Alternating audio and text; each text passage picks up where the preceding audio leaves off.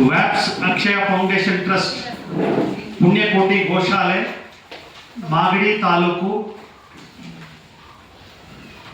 ಇಲ್ಲಿ ನಾವು ಗೋಶಾಲೆ ರಾಮನಗರ ಜಿಲ್ಲೆ. ಆತ್ಮೀಯ ಮಿತ್ರರೇ, ಇವತ್ತು ಕರ್ನಾಟಕ ರಾಜ್ಯದಲ್ಲಿ ಗೋವುಗಳ ಮಾರಣ ಹೋಮವಾಗ್ತಿದೆ. ಅದಕ್ಕಾಗಿ ನಾವು ಈ ಪ್ರೆಸ್ ಮೀಟನ್ನು ಮಾಡಲಾಗ್ತಿದೆ. ಏನಿದು ಮಾರಣ ಹೋಮ ಅಂದರೆ ಎಮೋರ್ಜೆನಿಕ್ ಬೌಲ್ ಸಿಂಡ್ರೋಮ್, ಕರುಳಿನ ರಕ್ತಸ್ರಾವ ಅಂತ. ಏನಾಗ್ತಿದೆ, ವ್ಯಾಪ್ಸ್ ಅಕ್ಷಯ ಫೌಂಡೇಶನ್ ಟ್ರಸ್ಟ್ನಲ್ಲಿ 300 ದೇಸಿ ಹಸುಗಳನ್ನು ರಕ್ಷಣೆ ಮಾಡುತ್ತಾ ಬಂದಿದ್ದೇವೆ. ಕಳೆದ 15 ದಿವಸದಿಂದ ಸುಮಾರು 25 ಆಕಳು ತತ್ಕ್ಷಣ ಕುಸಿದು ಪ್ರಾಣ ಬಿಡ್ತಾ ಇದ್ದಾವೆ. ಈ ಒಂದು ವಿಷಯದಲ್ಲಿ ಸಾಕಷ್ಟು ನಮಗೆ ಗಾಬರಿಗೊಂಡು ಈಗಾಗಲೇ ಕರ್ನಾಟಕ ರಾಜ್ಯದ ಪಶು ವೈದ್ಯ ಇಲಾಖೆಯನ್ನು ಸಂಪರ್ಕ ಮಾಡಲಾಗಿ ಸಾಕಷ್ಟು ಜನ ಇದ್ರ ಬಗ್ಗೆ ಒಂದಷ್ಟು ಪ್ರಯತ್ನಗಳು ಪೋಸ್ಟ್ ಮಾರ್ಟಮ್ ಸಾಕಷ್ಟು ಆಗಿದೆ. ಇದರಲ್ಲಿ ಏನಾಗಿದೆ, ಇಲಾಖೆ ಹೇಳೋದೇನೆಂದ್ರೆ ಹೋಮೋಜೆನಿಕ್ ಬೌಲ್ ಸಿಂಡ್ರೋಮ್ ಅಂದ್ರೆ ಕರುಳಿನ ಕ್ಯಾನ್ಸರ್ ಅಥವಾ ಒಂದು ಬ್ಯಾಕ್ಟೀರಿಯಾ ಒಂದು ಬಂದಿದೆ. ಈ ಬ್ಯಾಕ್ಟೀರಿಯಾ ಬಂದ್ರೆ ಯಾವುದೇ ಕಾರಣಕ್ಕೂ 1 ಗಂಟೆ ಹಸು ಸಾಯ್ತಿದೆ. ನೋಡಿ, ಇವತ್ತು ದೇಸಿ ಹಸುಗಳನ್ನು ರಕ್ಷಣೆ ಮಾಡ್ತಿದ್ದೀವಿ ಗೋಶಾಲೆ ಹೆಸರಿನಲ್ಲಿ. ಸಾಕಷ್ಟು ಲಕ್ಷಾಂತರ ರೂಪಾಯಿ ನಾವು ಹಣವನ್ನು ಕೊಟ್ಟು ಖರ್ಚನ್ನು ಮಾಡಿ ಅಕಸ್ಮಾತ್ ಯಾವುದೇ ಲಾಭದ ಉದ್ದೇಶವಿಲ್ಲದೆ ನಾವು ಗೋಸೇವೆಯನ್ನು ಮಾಡ್ತಿದ್ದೀವಿ. ಆದರೆ ಇದೊಂದು ಭೀಕರವಾದ ಪರಿಸ್ಥಿತಿಯನ್ನು ನಾವು ಎದುರಿಸ್ತಾ ಇದ್ದೀವಿ.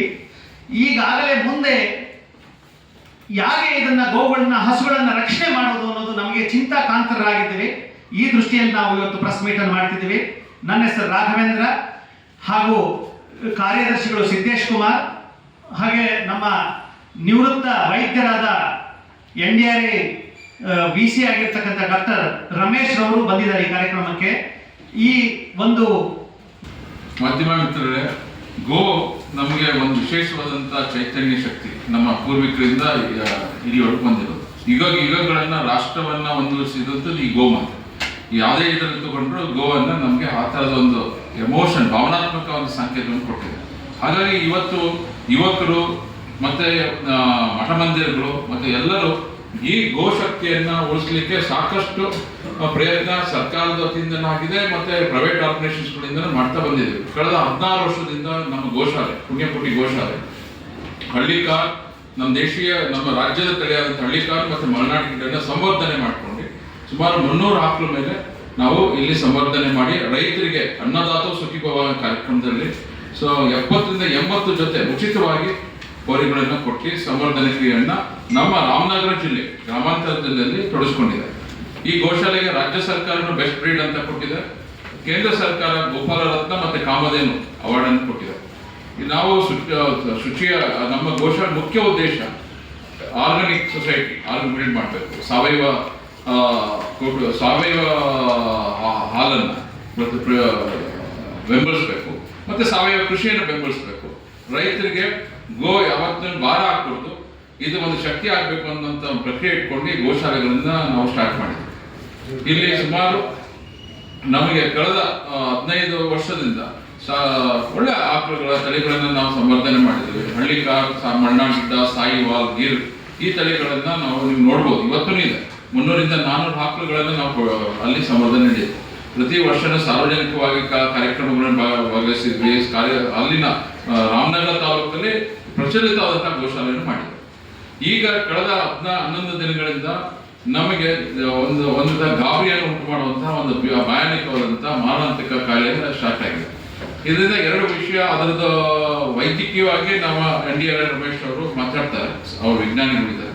ಅದು ಭಾವನಾತ್ಮಕವಾಗಿ ಇವತ್ತು ಗೋಶಾಲೆಗಳು ಯಾರು ನಡೆಸ್ತಾ ಇದ್ದಾರೆ ಅವರಿಗೆ ಚಿಂತಾದಾಯಕವಾಗಿದೆ. ಎಮೋಷನಲಿ ಅವ್ರಿಗೆ ಅದೇ ಆಕಳಿಗೆ ಹುಲ್ಲಾಕಿರ್ತಾರೆ, ನೀರು ಹಾಕಿರ್ತಾರೆ, ಅದು ತನ್ನ ಮುಂದೆ ಪ್ರಾಣ ಕಳ್ಕೊಳ್ತಿದೆ ಅಂದ್ರೆ ಸ್ವತಃ ತನ್ನ ಮಕ್ಕಳು ಪ್ರಾಣ ಕಳ್ಕೊಂಡಂಗೆ ನಮ್ಗೆ ಆ ಥರದ ಒಂದು ಎಮೋಷನಲ್ ಭೀತಿ ಆಗ್ತಿದೆ.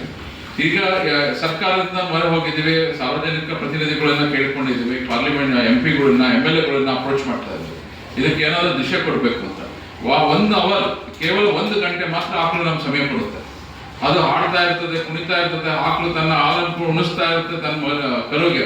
ಸಡನ್ ಆಗಿ ತಾಯಿ ಬಿದ್ದು ಒದ್ದಾಡ್ಕೊಂಡು ಸಾಯ್ಬೇಕಾದ್ರೆ ಅದೊಂದು ಒಂದು ಘೋರ ದೃಶ್ಯ ನೋಡ್ಲಿಕ್ಕಾಗಲ್ಲ. ಇವತ್ತು ಆಗ್ತಾ ಇದೆ ನಮ್ಮ ಗೋಶಾಲೆ. ನಾನು ಡಾಕ್ಟರ್ KP ರಮೇಶ್ ಅಂತ ಹೇಳಿ ನಾನು ರಾಷ್ಟ್ರೀಯ ಹೈನು ಸಂಶೋಧನಾ ಸಂಸ್ಥೆ ಆಡುಗೋಡಿಯ ಮುಖ್ಯಸ್ಥರಾಗಿ ಕೆಲಸ ಮಾಡಿ 23ನೇ ಇಸ್ವಿಯಲ್ಲಿ ರಿಟೈರ್ಡ್ ಆಗಿದ್ದೇನೆ. ಆ ನಂತರ ನಾನು ದೇಶೀಯ ಹಸುಗಳ ಬಗ್ಗೆ ಸುಮಾರು 3 ದಶಕಗಳಿಂದ ಕೆಲಸ ಮಾಡಿದ್ದೀನಿ. ಅನೇಕರನ್ನ ದೇಶೀಯ ಹಸುಗಳ ಗೋಶಾಲೆ ಮಾಡೋದಕ್ಕೆ, ರೈತರಿಗೆ ದೇಶೀಯ ಹಸುಗಳನ್ನು ಇಟ್ಕೊಳ್ಳೋದಕ್ಕೆ ಪ್ರೋತ್ಸಾಹ ಮಾಡ್ತಾ ಇದ್ದೆ. ಅದರಲ್ಲಿ ನಮ್ಮ ಸಿದ್ದೇಶ್ ಕುಮಾರ್ ಅವರನ್ನು ಕೂಡ ಒಬ್ಬರು. ಅವರು ನಾನು ಮತ್ತು ಅನೇಕರ ಪ್ರೋತ್ಸಾಹದಿಂದ ಸುಮಾರು 300ರಿಂದ 400 ದೇಶೀಯ ಹಸುಗಳನ್ನು ಇಟ್ಕೊಂಡಿದ್ದಾರೆ. ಉತ್ತಮವಾದ ಗೋಶಾಲೆ ಅಂತ ಹೇಳಿ ಕೇಂದ್ರ ಸರ್ಕಾರದಿಂದ ಮತ್ತು ರಾಜ್ಯ ಸರ್ಕಾರದಿಂದ ಅವರಿಗೆ ಅವಾರ್ಡ್ ಕೂಡ ಬಂದಿದೆ.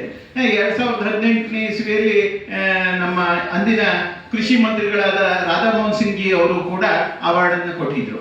ಅಂಥ ಗೋಶಾಲೆಯಲ್ಲಿ ನಮ್ಮ ರಾಜ್ಯದ ಪಶುವೈದ್ಯಕೀಯ ಇಲಾಖೆಯ ವೈದ್ಯರು, KMF ವೈದ್ಯರು, ನಾನು ಅನೇಕರು ಕೂಡ ಸಲಹೆಯನ್ನು ಕೊಡ್ತಾ ಇದ್ದೀವಿ. ವೈಜ್ಞಾನಿಕವಾಗಿ ಅವರು ಗೋಶಾಲೆಯನ್ನು ನಡೆಸ್ಕೊಂಡು ಹೋಗ್ತಾ ಇದ್ದಾರೆ. ಅಂಥ ಸಂದರ್ಭದಲ್ಲಿ ಒಂದು ಸಿಡಿಲು ಬಡ್ದ ಹಾಗೆ 21ನೇ ತಾರೀಕು ಕೆಲವು ಹಸುಗಳಲ್ಲಿ ಮೊದಲು 4 ಹಸುಗಳಲ್ಲಿ ಶುರುವಾಯಿತು. ಏನಂತ ಹೇಳಿದರೆ ಅವು ಟೆಂಪ್ರೇಚರ್ ಇಲ್ಲ, ಜ್ವರ ಇಲ್ಲ. ಸಾಮಾನ್ಯವಾಗಿ ಬ್ಯಾಕ್ಟೀರಿಯಲ್ ಇನ್ಫೆಕ್ಷನ್ ಆದರೆ ಜ್ವರ ಇರುತ್ತೆ. ಮೇವು ಸೇವಿಸೋದನ್ನು ನಿಲ್ಲಿಸಿದ್ರು, ಕಡಿಮೆ ಮಾಡಿದ್ರು.